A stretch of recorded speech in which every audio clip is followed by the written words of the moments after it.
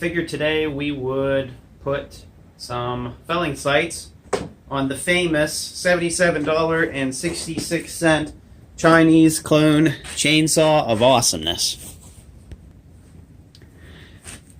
This saw does not have felling sights other than, which is a surprise to me,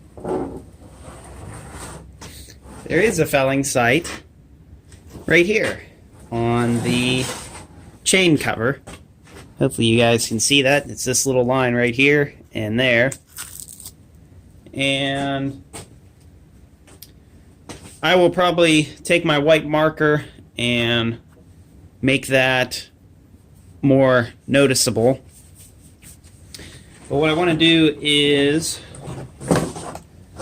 add some felling sights on this side of the saw. So we're going to have to probably come up over the top here and then right down again through the label and then continue the line from here all the way up and then try to make it line up with that other line right in here. Now I know some people said, oh, you could just use the handle, and that would work. That's a good idea. But what if the handle bends?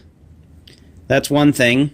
And if you see these two, as you cut, this handle wiggles. You know, it's the vibration dampening of the saw. So I didn't really want to use the handle, and plus it's super big. If you look down in a scope in a gun, they don't have something like this. All they have are the cross hatches. You know, it's a vertical line and a horizontal line.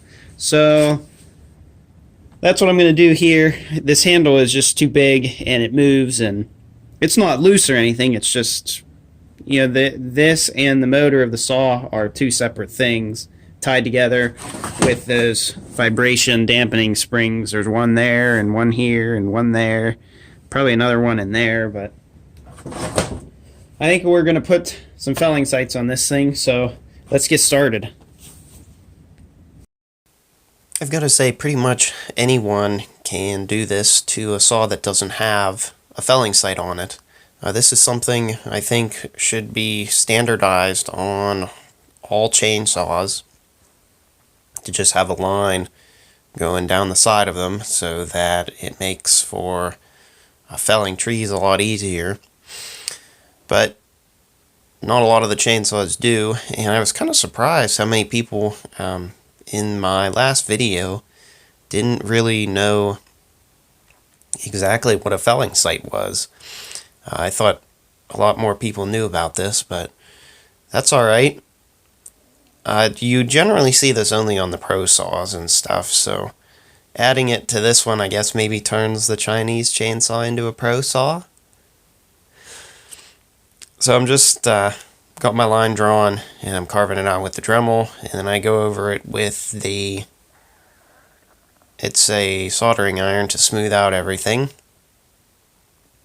And I know some people, I think one person said that it kind of junked up the look of the saw, and he just uses the handle, which is fine. I would rather have a line on the saw, on the motor, and really try to get the tree to fall exactly where I want it. Yeah, this handle isn't the same as that Timber Pro one, so you know the line and stuff does not match where this handle goes. So if you did use the handle on this saw, you would be felling that tree in the wrong direction a little bit. But I definitely think a lot more saws should have this, and you know, you wouldn't really have to add it like I did.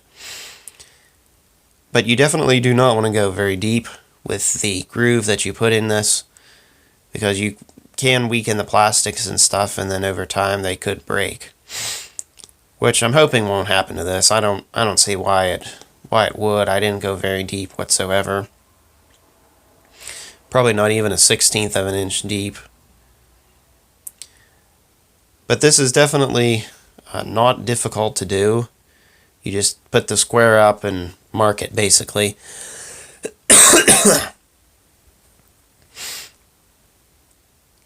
And I'm really glad I did this. You know, this saw does get used a decent amount. It's a good size saw that, you know, it's not too heavy and the bar's not too big or too small, and it has plenty of power to cut through trees that are even 18 inches thick. So I've been really happy with this chainsaw. Seems to be a good little saw for the money. In less than an hour, I have added a felling sight to the saw that includes filming and moving the camera and stuff. But like I said, this felling sight here was already there, and I added one going across the top here. There you can hopefully see it a little bit better. And then I added another one continuing over to here. And I'll tell you what, it was not difficult doing this. Like I said, it took me an hour, less than an hour, with moving the camera around and stuff. So now this one I did use I just used the bottom edge of the bar here to make sure that I was 90 degrees. And like I said, I still did use that big framing square. This one right here.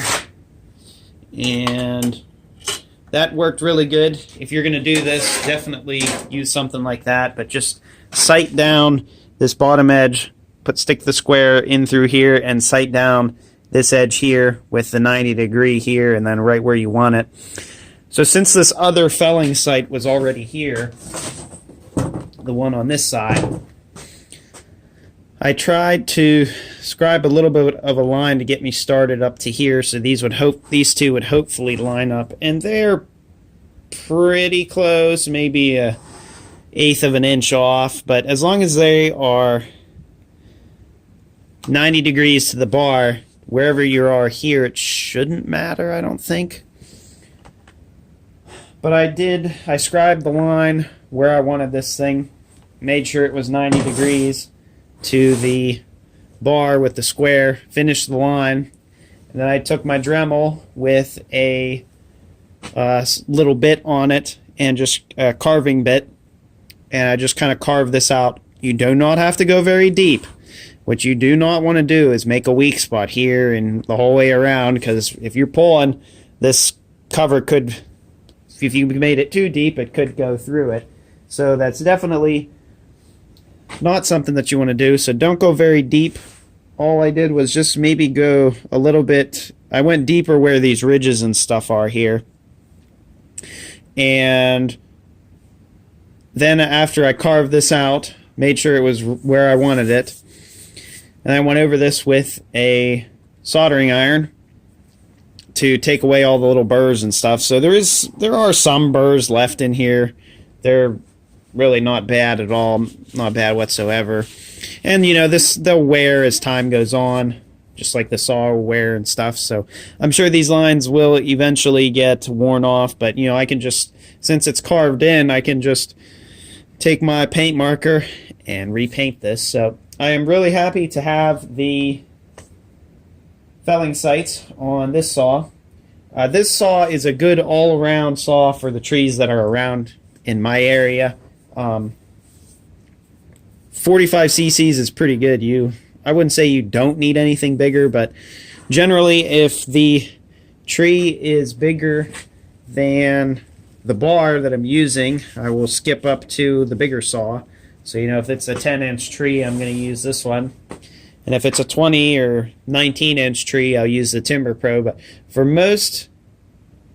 lot of the trees around here, this saw is a good size for it, and it's not super heavy. So, well, there you go. That's how you add felling sights on the famous $77.66 Chinese clone chainsaw of awesomeness. Hope everyone enjoyed the video. I also wanted to mention, if you guys do something like this, you do this at your own risk. You know, if you do this wrong and drop a tree on someone or a car or property, a house, whatever the case may be, You know, I can't be held liable for that. That's your fault, not mine. I've done this to the best of my ability that I can do this, and it should. I don't see why it wouldn't work. So hope everyone enjoyed the video. Don't forget to like, comment, and subscribe for more. And hopefully we will see you all in the next one. Thanks for watching. And I'll leave you with a view of the Chinese chainsaw. Love this saw.